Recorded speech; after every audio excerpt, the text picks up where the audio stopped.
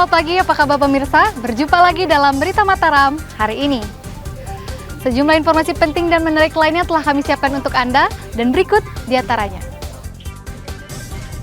Banjir mulai surut, warga di Kabupaten Bima mulai kembali ke rumah masing-masing. Butuh tambahan biaya menikah, seorang pemuda di Lombok Timur nekat edarkan narkoba. Di episode kali ini, kami akan mengajak Anda menikmati sensasi berseluncur di saluran irigasi alami di Lombok Tengah yang memacu adrenalin. Bersama saya Listia Widya, inilah Berita Mataram selengkapnya.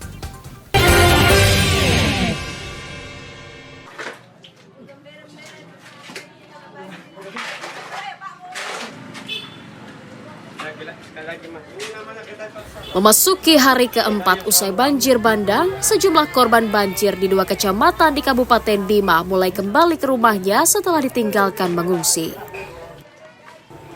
Salah satunya seperti di Desa Nangawera yang merupakan desa terparah terdampak banjir, warga mulai tampak menyingkirkan sampah dan lumpur sisa banjir dari rumahnya.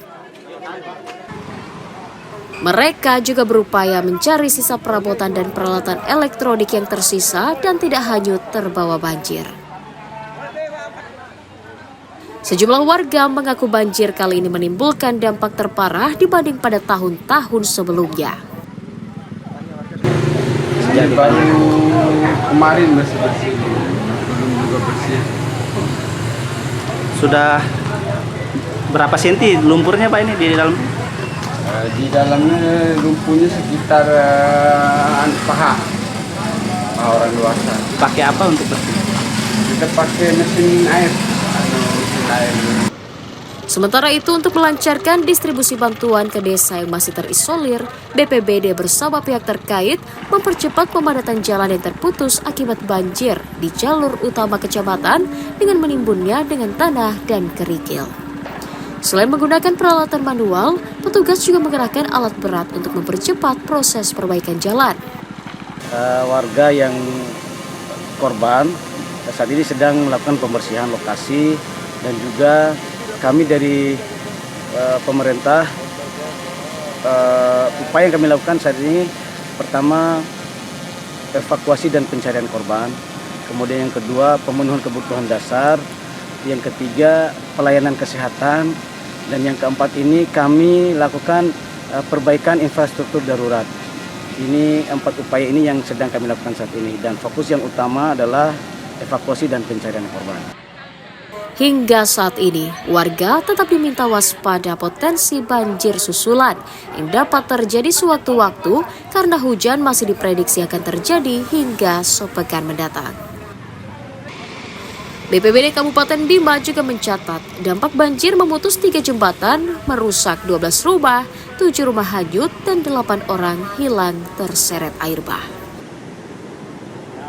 Riyadi Sulhi melaporkan dari Kabupaten Bima, Nusa Tenggara Barat.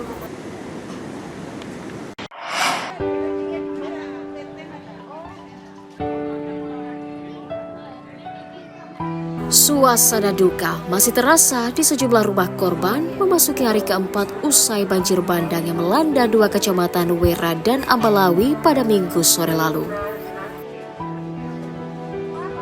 Salah satunya di rumah Darwin, 37 tahun, warga Desa Nangawera yang juga turut menyaksikan dahsyatnya banjir yang menghanyutkan rumahnya beserta anggota keluarganya.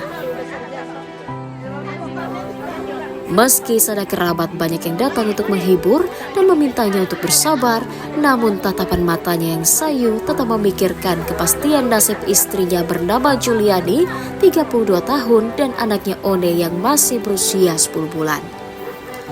Dengan terbata-bata, ia menuturkan kalau ia tak pernah menyangka banjir yang tiba datang begitu cepat, langsung menyapu rumah beserta istri dan anaknya.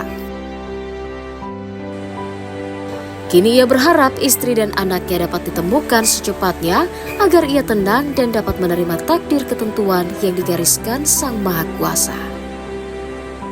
Saya mau turun di kios, ambil susu anaknya. Ya, tapi saya keluar dari kios, rumahnya tidak ada. sama istri. Sudah hancur. Sudah hancur. Harapannya segera ditemukan Pak ya. Ya, Berapa jumlah anaknya Pak? satu sama ibunya. Belum ditemukan. Ya, anaknya 10 bulan. 10 bulan. Ya. Hingga hari keempat usai banjir, pihak BPBD bersama tim SAR masih terus melakukan upaya pencarian terhadap sisa 5 warga yang dinyatakan hilang saat banjir. Tim SAR menargetkan proses pencarian akan dilaksanakan hingga 7 hari mendatang dan akan diperpanjang jika para korban belum juga ditemukan. Emi Kusuma melaporkan dari Kabupaten Bima.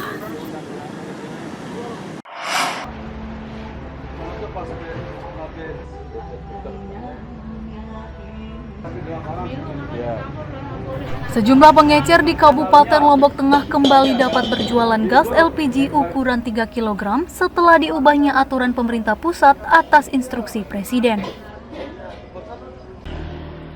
Seperti Rahmawati, salah satu pengecer gas di wilayah Praya yang kembali menyediakan gas melon kepada konsumennya setelah sepekan sebelumnya di stop. Rahmawati mengaku, meski ada himbauan pembelian gas langsung ke agen, namun warga tetap memilih membeli ke toko miliknya. Hal itu karena warga menghitung lokasi agen gas LPG yang berada jauh dari rumahnya.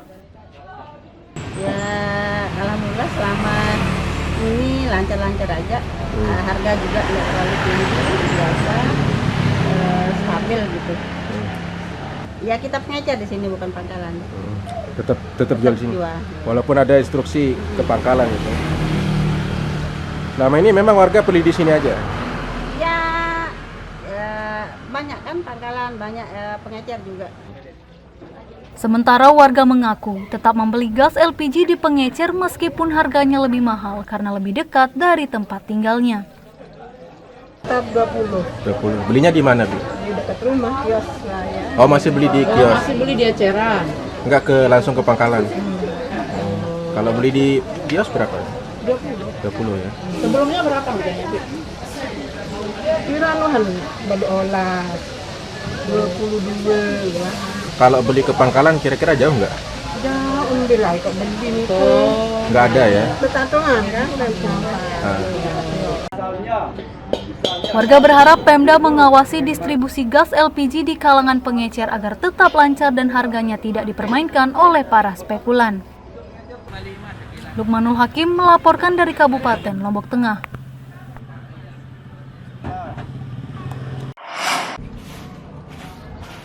Dore. Bangunan.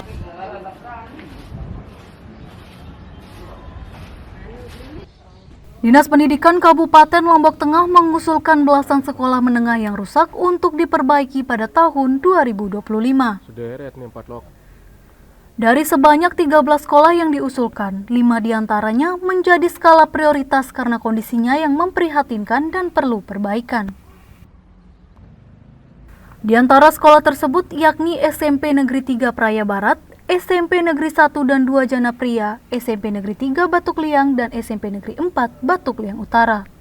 Ini Seluruh sekolah tersebut sudah diusulkan ke pemerintah daerah agar dapat diperbaiki menggunakan dana alokasi umum atau DAU, serta dana pokok pikiran atau pokir legislatif. Masih dalam batas rusak sedang. Kemudian rata-rata rusak sedang. Karena struktur utamanya kan masih utuh, kalau masih bagus struktur utamanya kan rusak sedang. Kemudian tetapi kepastiannya tingkat kerusakannya itu ya setelah dihitung oleh konsultan yang ahlinya, Kemudian ada ruang perpustakaan misalnya di SMP 3 Batuk Liang, kemudian di SMP 4 Batuk Liang Utara. Dinas Pendidikan berjanji akan mempercepat proses perbaikan sekolah yang rusak agar kembali dapat digunakan dan siswa dapat belajar dengan normal. Lukmanul Hakim melaporkan dari Kabupaten Lombok Tengah.